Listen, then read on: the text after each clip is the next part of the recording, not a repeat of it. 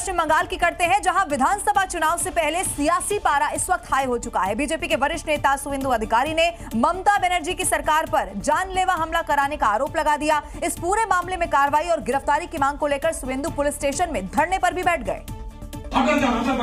जब थाना पहुंचे तब शुवेंदु काफी गुस्से में थे। दरवाजा खोला तो फर्श पर बैठ गए। इस दौरान मौजूद पुलिसकर्मी कभी कुर्सी पर बैठा रहा तो कभी फोन पर बात करता रहा, लेकिन शुवेंदु टस से मस नहीं हुए। हमलावरों पर कार्रवाई की मांग पर अड़े रहे। हर नंबर लेने के लिए मैं वेट कर रहा हूँ और अरेस्ट करना चाहिए। भाई आप तो पुलिस को कार्रवाई करना पड़ेगा। शुवेंदु अधिकारी की माने तो उन्हें पेट्रोल, केरोसिन, लाठी डंडे से मार डालने की तैयारी थी। दावा है कि उनके काफिले की 2 कारों को तोड़ दिया गया। पुरुलिया से लौटते समय टीएमसी समर्थकों ने उन पर हमला किया, लेकिन पुलिस ने कुछ नहीं किया, जिससे नाराज होकर उन्होंने धरना दिया और दावा दिया कि ममता बीजेपी को खत्म करना चाहती है। चुनाव आ रहा है, ये लोग हारने वाला है, बीजेपी को खत्म करना चाहता है। पुरुलिया से लौटते समय पश्चिमी मेदिनीपुर जिले में चंद्रकोना रोड पर शुवेंदु अधिकारी पर हमला हुआ था। केंद्रीय गृह मंत्रालय ने अब इस मामले की रिपोर्ट मांगी है।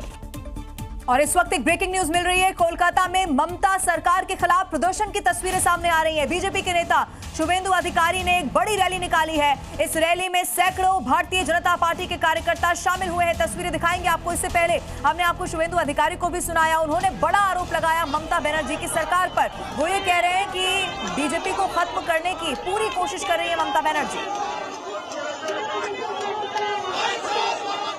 और गुजरात के सोमनाथ से प्रधानमंत्री नरेंद्र मोदी ने बहुत बड़ा संदेश दे दिया है और ये कह दिया है कि सोमनाथ को ध्वस्त करने की मंशा से आए मजहबी आक्रांता दफन हो गए, लेकिन सोमनाथ मंदिर विशाल समुद्र के किनारे धर्म ध्वजा को थामे हुए खड़ा है। पीएम मोदी की इस दहाड़ को बांग्लादेश और पाकिस्तान को कड़ी चेतावनी के तौर पर देखा जा सकता है, जहां हिंदुओं पर लगातार हमले की तस्वीरें सामने आ रही हैं।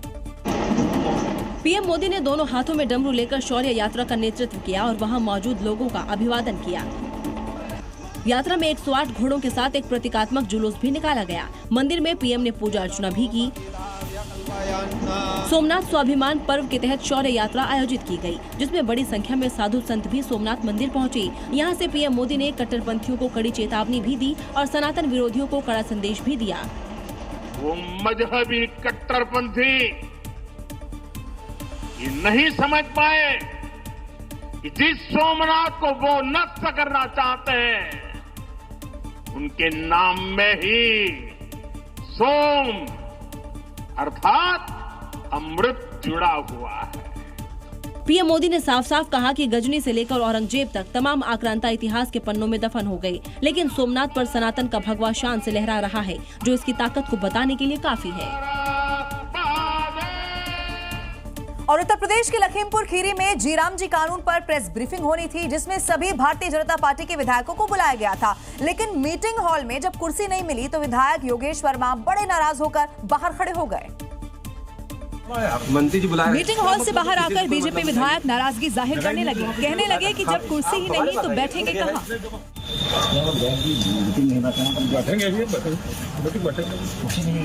कुर्सी नहीं थी तो चला मंत्री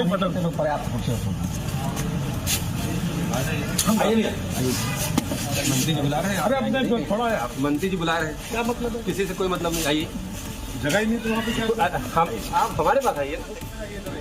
इसके बाद विधायक जी के बैठने के लिए मीटिंग हॉल में जगह बनाई गई, कुर्सी की व्यवस्था की गई और फिर विधायक जी का गुस्सा कुछ शांत हो सका। 6 जनवरी को दिल्ली विधानसभा की कार्यवाही के दौरान एक चर्चा चल रही थी कि बीजेपी नेताओं का आरोप यह है कि इसी दौरान आतिशी ने विवादित भाषा का इस्तेमाल कर दिया और इस वीडियो को भारतीय जनता पार्टी ने वायरल कर दिया। फिर शुरू हुआ दिल्ली से लेकर पंजाब तक जबरदस्त बवाल। बीजेपी मंत्री कपिल मिश्रा ने सोशल मीडिया पर एक छोटा वीडियो शेयर किया, जिसमें आतिशी पर बेअदबी के आरोप लगे। इस वीडियो को आप पार्टी ने झूठा करार दिया और दिल्ली में प्रदर्शन किया। ये दिल्ली के DDU रास्ते की तस्वीरें हैं, जहां आप ने जोरदार प्रदर्शन किया। आप नेता बीजेपी कार्यालय तक जाने की कोशिश कर रहे थे, जिन्हें रास्ते में रोक लिया गया। असल च बेअदबी उन्होंने की है, गुरुआं दा सब टाइटल दे विच नाम पा के, ना तो कोई रिकॉर्ड ते गई है वो गल। इस पूरे प्रदर्शन के पीछे की कहानी समझिए। वीडियो वायरल होने के बाद आम आदमी पार्टी ने पंजाब फॉरेंसिक लैब में वीडियो की जांच कराई, जिसमें इस वीडियो को एडिटेड वीडियो बताया गया। जालंधर पुलिस ने कपिल मिश्रा के खिलाफ FIR दर्ज की है। सबसे बड़ी बात, विधानसभा स्पीकर विजेंद्र गुप्ता ने भी फॉरेंसिक जांच का आदेश दिया है। 15 दिन में रिपोर्ट आएगी। अब देखना होगा कि क्या आम आदमी पार्टी और स्पीकर रिपोर्ट एक जैसी आती है या फिर बीजेपी के आरोप सही साबित होंगे।